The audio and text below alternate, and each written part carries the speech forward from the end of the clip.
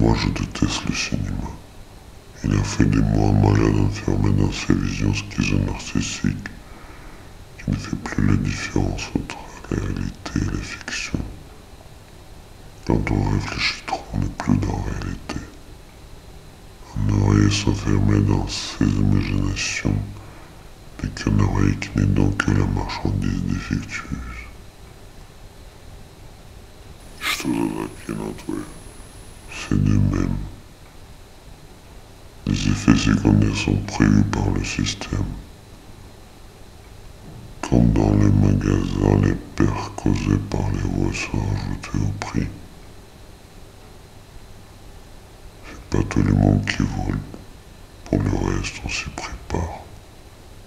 On prévoit, on se protège, on se rassure par rajouter les suppléments. Et on fait attention à ce qu'on ne dépasse pas les limites. Donc je ne suis qu'une marchandise défectueuse qui par le récit global du marché ne cause pas de problème sur une vision d'ensemble. Quand j'ai été petit, j'adorais le cinéma.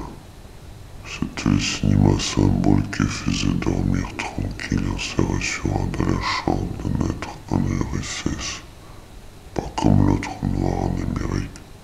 Les héros étaient des hommes au beau visage avec des propos déterminés et convaincants.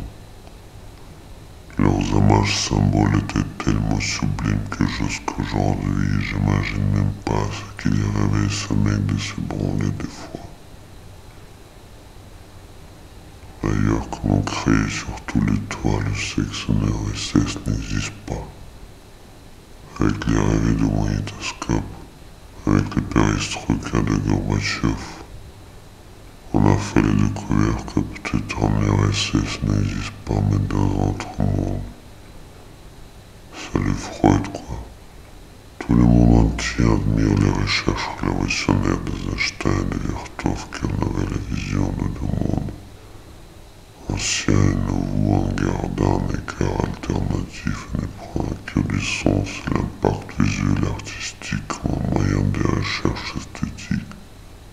L'autre grande partie de la planète, exonérée de l'éducation artistique, avalée comme un cobaye à notre côté de ces méthodes retrouvées. Le plus important des arts pour nous, c'est le cinéma de Lénine. Il n'était pas con celui-là. Un grand intellectuel lui aussi.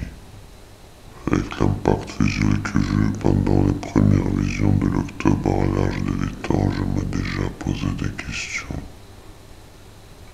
Mais Camus a fait de filmer une vraie révolution avec cette rapidité partout. On y voyait les gros plans, les visages déterminés s'exprimer quelque chose de grave. Un jeune petit Lénine que j'étais, ce qui était obligatoire à l'école pour les jeunes enfants, en regardant le film Le visage capitaliste sur regard cabot, je me disais, je les aurai un jour. Alors, Einstein, un génie ou un créateur du mal. Lui était un qui avait l'accès à le savoir de développement de ses idées et pris du goût pour les études dans une grande bibliothèque de son père.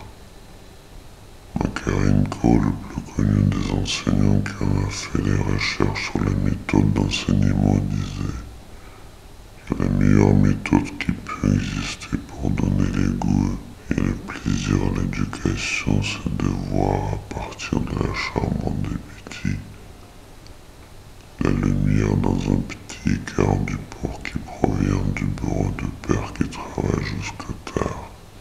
Donc si vous vivez dans un certain quartier, vous devenez un Truffaut. Et si vous vivez dans un autre, vous chantez. La vie c'est de la prison. Ne vis pas ça mon pote. Bateau pour toi, bateau pour ton fils. Ta famille c'est tout ce que tu as. Déjà, est-ce qu'il y a une différence entre les deux? Est-ce que c'est une vérité d'être sûr de ce qu'il y en est? Et si on propose de changer ça?